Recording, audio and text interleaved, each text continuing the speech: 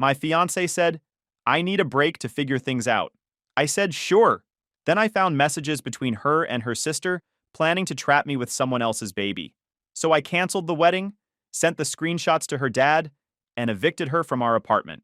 What followed was absolute chaos. All right, Reddit. My week went from wedding planning to scorched earth in record time. Grab your popcorn and enjoy the shit show. Name's Cole, 29 male. I'm an inventory coordinator for a regional plumbing supply distributor. Last year I pulled in $58,000 with bonuses, which isn't bad for the area. It's boring work, honestly, but it's stable.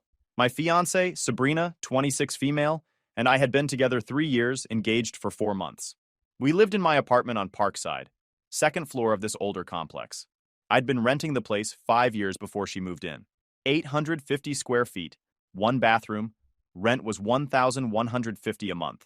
The wedding was set for June 18th, 5 months out. We'd already burned through money. $3,000 for the venue deposit at Riverside Inn, another $1,200 or so for the caterer, $600 for some photographer. The invitations were sitting in our spare room waiting to be mailed. Guest list was at 142 people last I checked, though honestly I'd stopped caring about the details around Christmas. I'd proposed last May at this place about 40 minutes outside the city. Got down on one knee between the trees. Some family took pictures on my phone. She cried, said yes, immediately posted it to Instagram before we even left the parking lot. Her mom called it such a blessing. The text came through while I was cross-checking a shipping order for PEX tubing. Big commercial job. Had to make sure we weren't shorting them on fittings. Hey, I've been thinking a lot lately. I need some space to figure things out. Not saying it's over, just need a break to clear my head. You understand, right? I stared at my phone, read it twice. My brain wasn't processing it right. My stomach dropped like I'd missed a step going downstairs. My first reaction wasn't sadness or anger. It was relief, which probably tells you everything about where we were at. I set the phone face down on my desk and just sat there for a minute. My hands were shaking a little. I picked up my pen, went back to the shipping manifest I'd been checking, forced myself to finish the task, signed off on the order, filed it, moved to the next one. Here's the thing about Sabrina and me. We'd been coasting for months, maybe longer. She started working late back in November, around Thanksgiving. Her job's at Midwest Insurance doing admin work, basically data entry and filing. For 2 years, she'd been home by 5:30 every single day. Then boom, suddenly she's coming home at 8, 9 p.m., sometimes even later. She'd walk in smelling like Chinese takeout and wearing this perfume I didn't recognize. I asked about the overtime once. She said her boss was pushing hard for year-end closing, a lot of backlogged files to process. Made sense at the time. Except when I checked our bank account, her paychecks were the same amount they'd always been. No overtime pay. So, either she was working late for free, which seemed unlikely, or she was lying about where she was. The sex stopped too. We went from maybe twice a week to absolutely nothing. The last time was mid-November, and after that she always had an excuse ready. Tired from work. Headache. Stressed about the wedding. Her period was coming. The excuses stacked up so consistently that by Christmas, I'd stopped trying entirely. And then there was the Chloe situation. Her younger sister, 23, works part-time at some boutique in the mall while her parents subsidize her rent.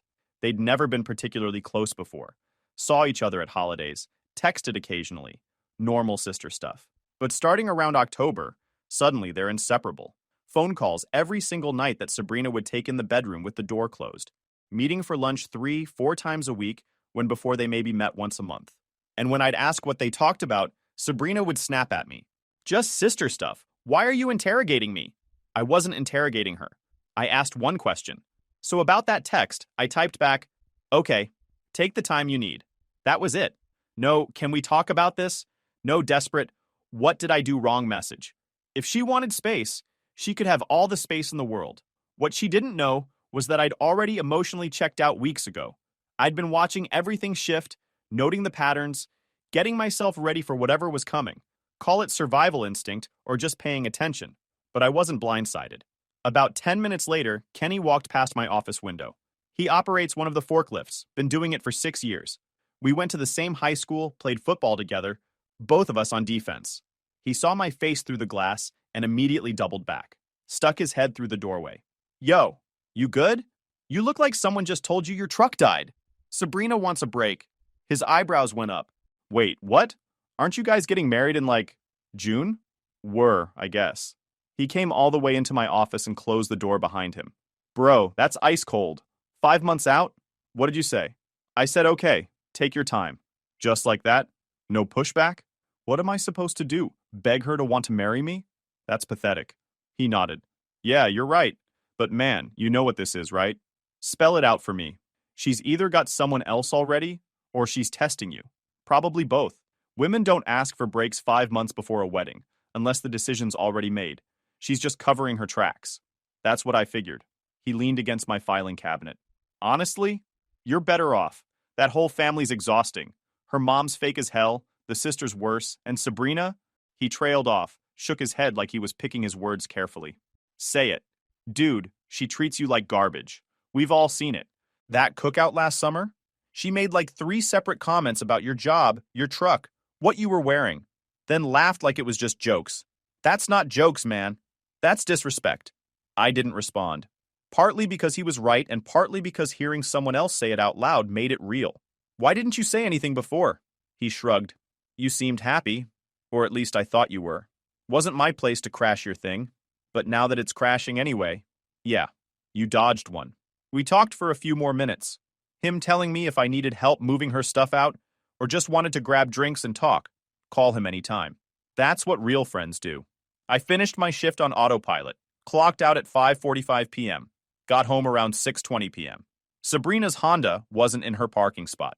Figured she was probably at Chloe's, celebrating her newfound freedom, or whatever this break meant in her head. I walked upstairs, unlocked the door, and stepped inside.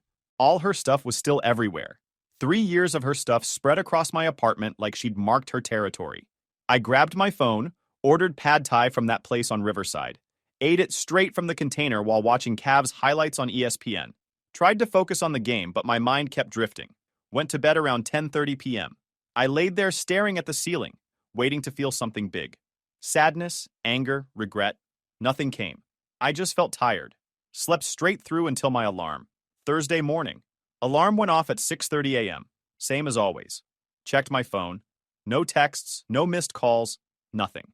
She'd been gone all night and hadn't bothered to let me know where she was. Not that she owed me an explanation during our break, but still. Whatever. I got up, showered, went through my normal morning routine, made coffee, got dressed for work.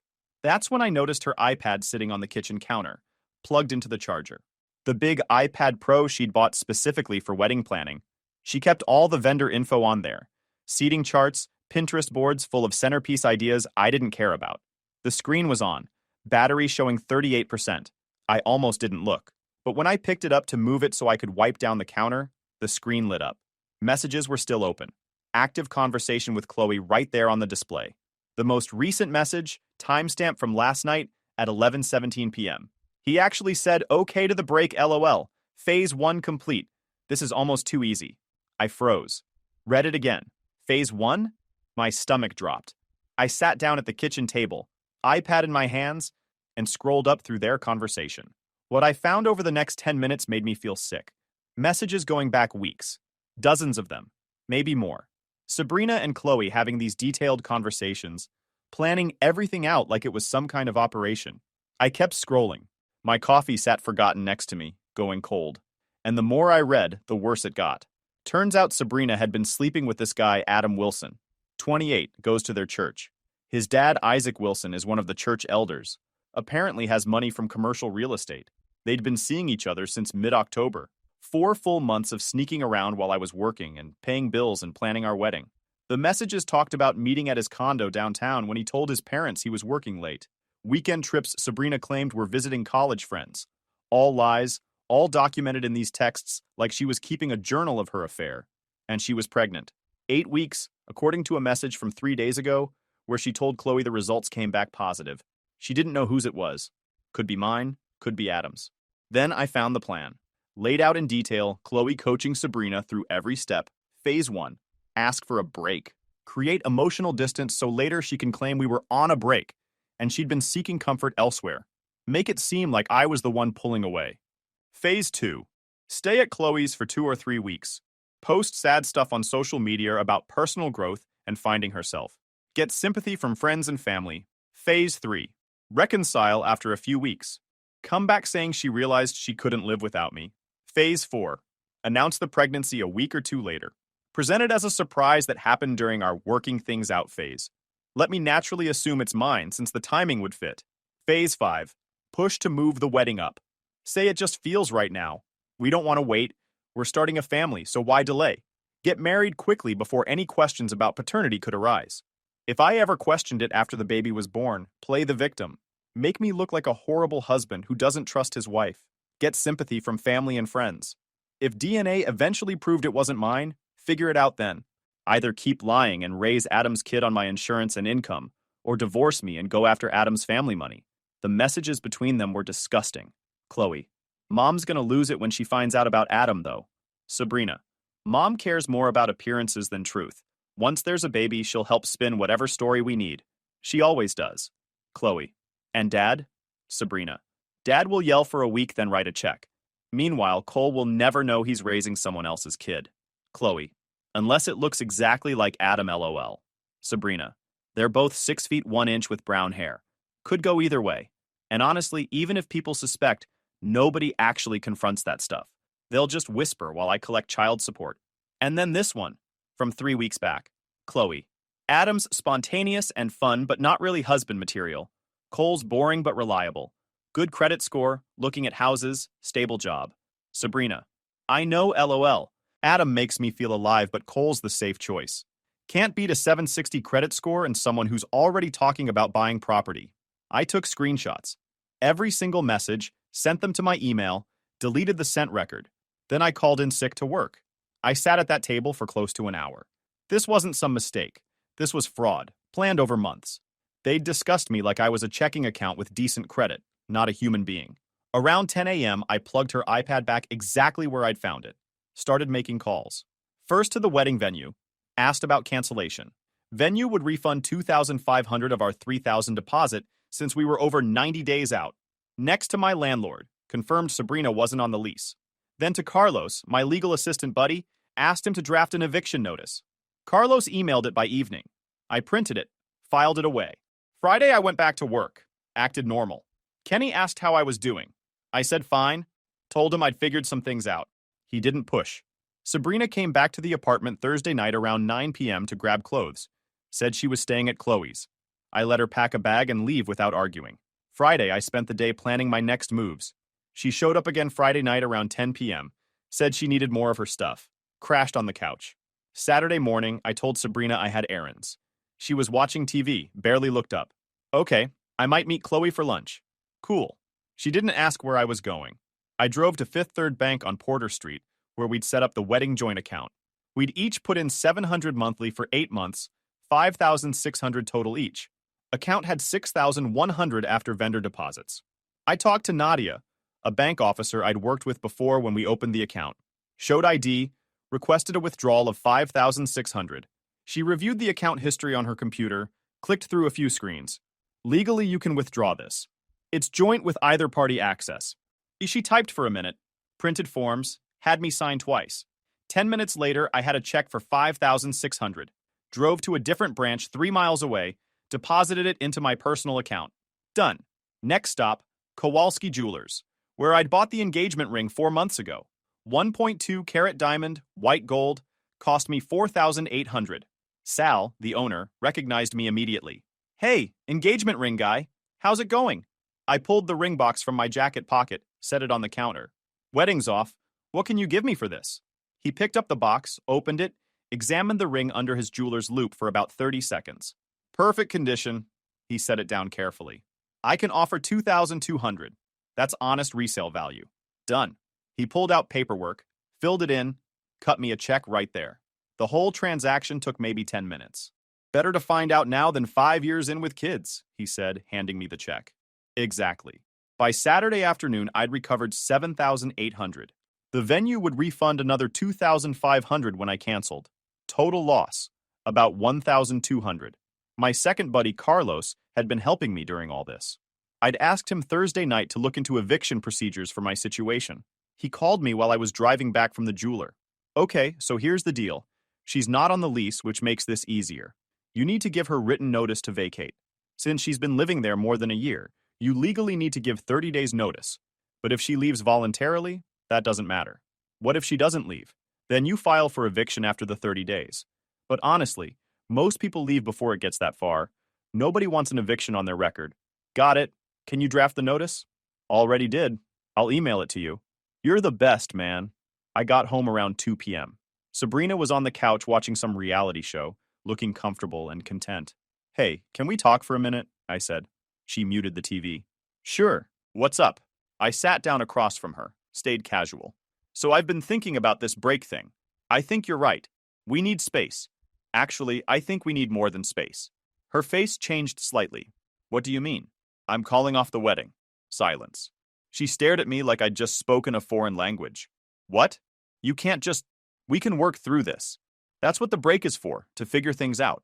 I did figure things out. We're not compatible anymore. Haven't been for a while. So I'm canceling everything. Are you serious? We have deposits. We have plans, my family. I withdrew my share from the wedding account this morning. 5,600. You've still got your half in there. You can do whatever you want with it. Her face went from shocked to pissed real quick. You can't just take money out of our joint account. It was my money. I took exactly what I put in. You still have yours. She stood up, voice getting louder, adding, This is crazy. You're throwing away 3 years because you're having cold feet? That's what this is. You're just scared. Nope, I'm just done. I pulled out the eviction notice Carlos had drafted, handed it to her. Also, you need to move out. You've got 30 days to find a new place. She snatched the paper, read it, and her face went red. You're kicking me out? This is my home. It's my apartment. Your name's not on the lease. Never has been. Where am I supposed to go? You've been staying at Chloe's anyway. Figure it out. She looked at me like she didn't recognize me. You're being completely unreasonable right now. I asked for space, not a breakup. Cool, well, I'm giving you a breakup and 30 days notice. Pick up your stuff whenever. I walked to the bedroom, grabbed my gym bag, and headed out. Left her standing there holding the eviction notice, trying to figure out what just happened. By Saturday night, everything broke loose. My phone started ringing around 8 p.m. Sabrina's mom, Marianne, always worried about what people at church think, always putting on this perfect family performance. I was at Kenny's place watching the game when her name lit up my screen. I let it ring through to voicemail. 30 seconds later, the notification popped up. I played it on speaker so Kenny could hear. This is absolutely unacceptable behavior. You made a commitment to my daughter, and you need to honor that. We need to sit down and discuss this like adults. Call me back immediately. I deleted the message without responding. Then Sabrina's sister Chloe called. What is wrong with you? She started. No greeting. You just humiliated my sister. Do you have any idea what you've done? Yeah, I ended an engagement. Pretty straightforward.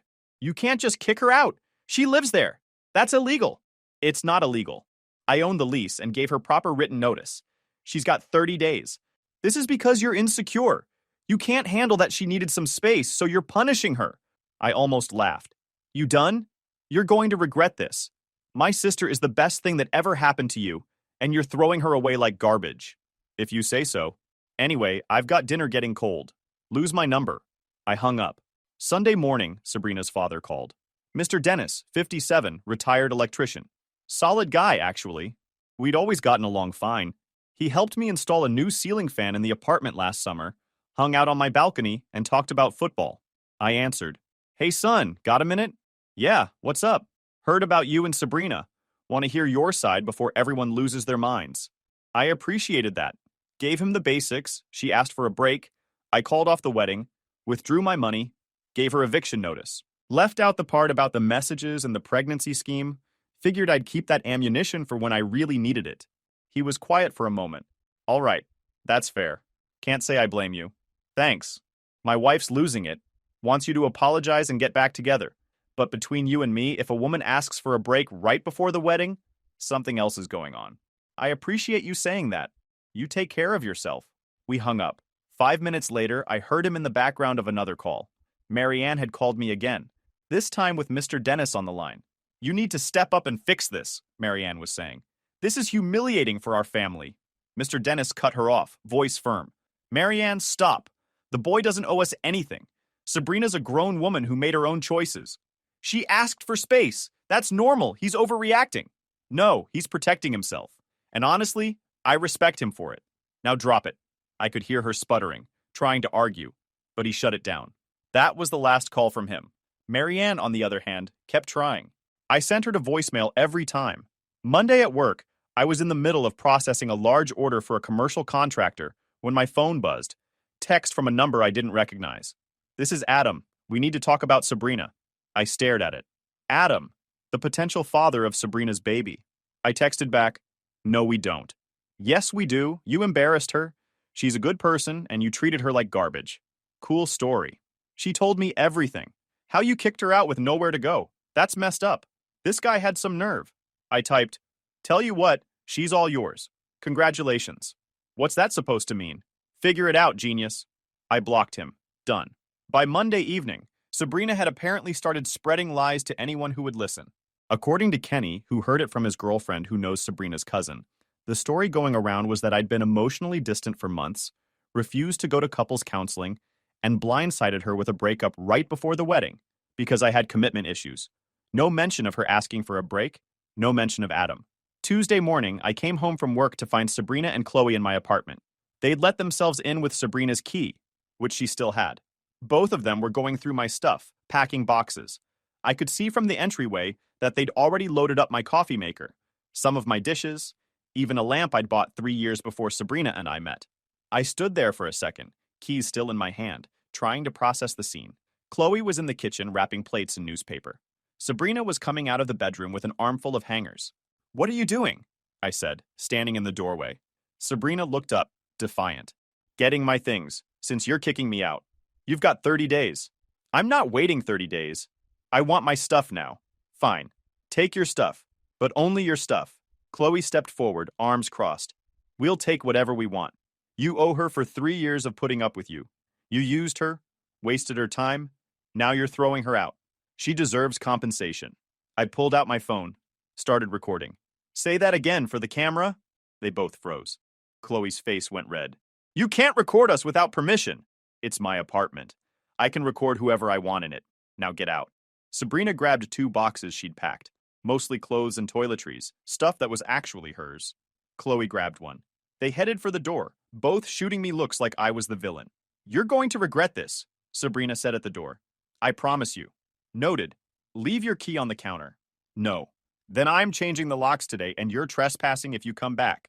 She threw the key at me. It hit the wall and clattered to the floor. They left, slamming the door behind them. After they were gone, I picked up the key from the floor and called my landlord to let him know I'd be changing the locks since the other key holder had moved out. He said no problem, just send him a copy of the new key for emergencies. Wednesday, things escalated further. Sabrina and Chloe started a whisper campaign at their church, the same church where Adam's father was an elder. They were telling people I'd been controlling and manipulative, that I'd isolated Sabrina from her friends and family, that I'd kicked her out with no warning. The church community turned against me instantly. People I barely knew were messaging me about what a terrible person I was, how I should be ashamed, how God sees everything. I ignored them all. Thursday evening, Adam showed up at my apartment. I was making dinner when someone knocked around 7 p.m. Checked the peephole and saw this guy I didn't recognize at first. Tall, brown hair, wearing business casual like he'd just come from an office. Mid to late 20s. Had to be Adam. I opened the door, leaned against the frame with my arms crossed. He had his hands in his pockets, shifting his weight like he was nervous. Are you Sabrina's fiancé? Ex-fiancé. He paused, glanced down the hallway. Look, can we talk for a minute? Inside? No. Whatever you've got to say it from there. That threw him off. Probably used to people accommodating him, church elder's son and all. He cleared his throat, tried to regain composure. Look, man, Sabrina's a mess. She cares about you. You guys should work this out. I almost laughed. You sleeping with my fiancé and now you're giving me relationship advice? That's bold. His face went pale. What? You and Sabrina. Don't insult me by pretending you don't know what I'm talking about. I don't. Who told you that? Doesn't matter. What matters is you need to get away from my door before this conversation goes somewhere you don't want it to go. She said you guys were on a break. We weren't. She lied to you. She's good at that. Now leave. He stood there for another few seconds, looking like his world was crumbling. Does her family know? Not yet, but they will if you don't walk away right now. He left, walked fast to his car, got in, drove away. 30 minutes later, Sabrina called. I answered, put it on speaker. What did you say to Adam? The truth. You had no right. You're ruining everything. I'm ruining things? That's funny. He's freaking out now. His family's super religious, if they find out. Sounds like a you problem. Why are you being so cruel? I asked for a break, not a war. You asked for a break so you could baby trap me with a kid that might not even be mine while keeping Adam on the side. I read the messages between you and Chloe. All of them.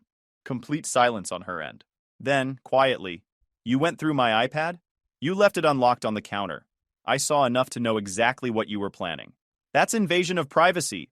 And what you were planning is fraud. So I guess we're even. She hung up. Friday, Mr. Dennis called me again. What's this I'm hearing about Sabrina being pregnant? So Adam had apparently cracked under pressure and told his parents everything, who then told the church elders, who then told anyone who would listen. You'd have to ask her, I said. She hasn't told me anything. Is it yours? Couldn't be. We haven't been together in that way for almost 2 months. He muttered something under his breath. And the father? Adam, church elder's son. Been going on since October. He muttered again. Marianne's going to lose her mind. Probably. Listen, I want to apologize for my daughter's behavior, and for Chloe backing her up in all this. I raised them better than this. Or at least I thought I did. I appreciate that. They've been spreading lies about you. I shut it down every time I hear it, but my wife keeps enabling them. For what it's worth, you handled this better than most men would have. We talked for a few more minutes. He told me Marianne was demanding Sabrina get back together with Adam, force him to take responsibility, salvage some kind of respectability. But Adam's family wanted nothing to do with her. They'd apparently offered to pay for expenses related to the pregnancy if she agreed to leave their son alone and not pursue any kind of relationship. The church community was torn. Half of them were defending Sabrina as a victim of my cruelty. The other half were scandalized by the affair and pregnancy, treating her like a cautionary tale. Marianne was trying to control the narrative, spin it somehow, make it seem like Sabrina was the wronged party. But Mr. Dennis wasn't having it. Saturday afternoon, he called both daughters over to his house for a family meeting. He'd told me about it beforehand, said he was done with the lies and manipulation. According to what he told me later that night, here's what went down. He confronted both Sabrina and Chloe with everything. The affair, the pregnancy scheme, the plan to baby trap me, the lies they'd been spreading. He'd asked to see Sabrina's messages with Chloe. When she refused, he told her she had 2 choices: show him the messages or get out of his house. She showed him. He read everything, every text, every callous comment about using me as provider material, every detail of their plan. Then he turned to Chloe and asked if she had anything to say for herself.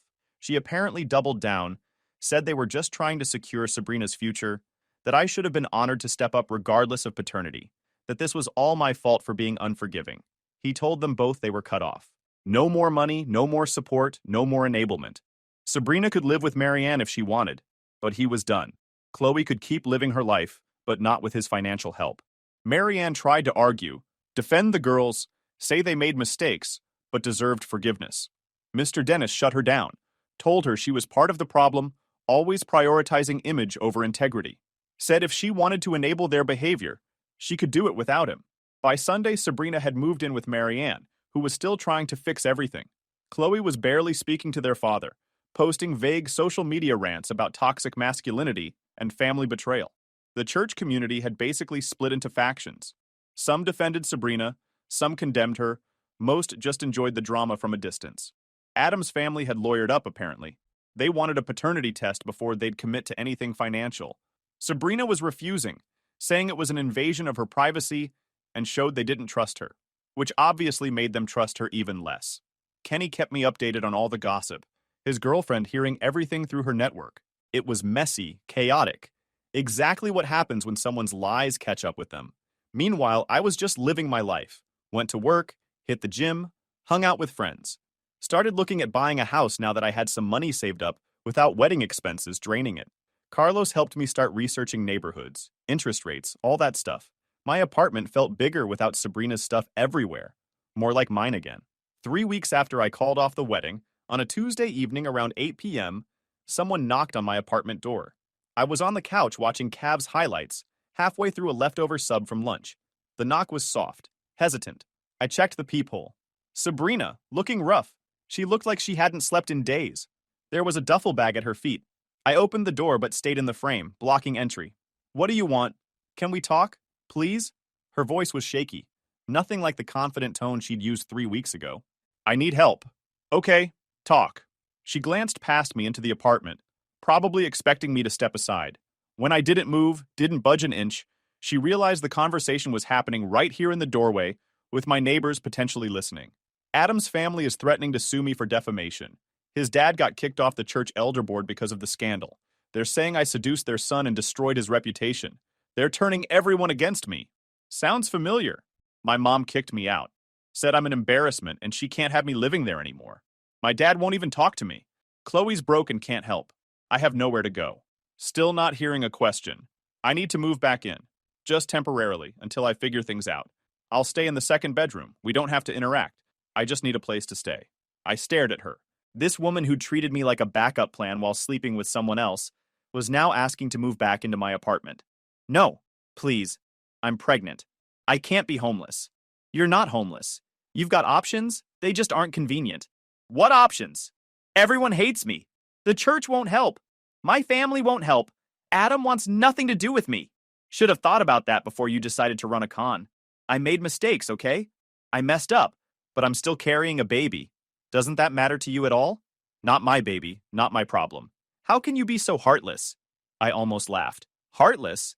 You plan to trick me into raising another man's kid while keeping Adam as your backup option. You called me provider material like I was some kind of insurance policy. And now you show up here asking for mercy? I was scared. I didn't know what to do. You knew exactly what you were doing. She started crying. I've lost everything. My family, my reputation, the church, Adam, you, everything. Yeah, that's what happens when people find out who you really are. So that's it? You're just going to leave me with nothing? I'm not leaving you with anything. I'm just not saving you from the consequences of your own choices. I need help. Get a job, find a roommate, figure it out. You're 26 years old, not helpless. The baby is yours and Adam's problem, not mine. She looked at me like she was seeing me for the first time. You've really changed. Yes, I'm sorry. For all of it. I really am. Cool. Apology noted. Doesn't change anything. She stood there for another moment, tears still streaming down her face, waiting for me to soften. I didn't. You should go, I said. I've got work tomorrow. You're really not going to help me? I really am not. She stared at me, looking desperate and lost. Then she turned and walked away, shoulders shaking, heading back down the stairs to whatever came next. I closed the door, went back to the living room where I'd been watching the game. I turned the TV volume back up, grabbed another soda from the fridge, settled into the couch, living my life on my terms, free from manipulation and lies, and someone else's drama. Sabrina had rolled the dice on me being weak, on me being the kind of guy who'd cave under pressure, who'd take her back out of guilt or obligation or some misplaced sense of responsibility. She'd bet wrong. And now she was dealing with reality, that actions have consequences, that burning bridges means you don't get to cross them again when it's convenient. I didn't feel guilty, didn't feel angry, didn't feel much of anything except satisfied that I'd handled it cleanly. 2 weeks later, I put an offer on a small house in a quiet neighborhood 20 minutes from work. 3 bedrooms, fenced yard, needs some work, but solid bones. My offer got accepted. Carlos helped me with the paperwork. Kenny helped me move the furniture I was keeping, toss the stuff I wasn't. Started fresh in a space that was completely mine. No history, no ghosts. Heard through the grapevine that Sabrina eventually moved 2 hours away to stay with some distant relative. Had the baby. Took Adam to court for child support after the paternity test confirmed it was his. His family settled for a monthly payment with 0 custody or visitation. They wanted nothing to do with her or the kid. Chloe got cut off from their father's support like he promised. Had to get a real job for the first time in her life. Posted bitter social media rants about it for months. As for me, kept working, kept improving the house, kept living life on my terms.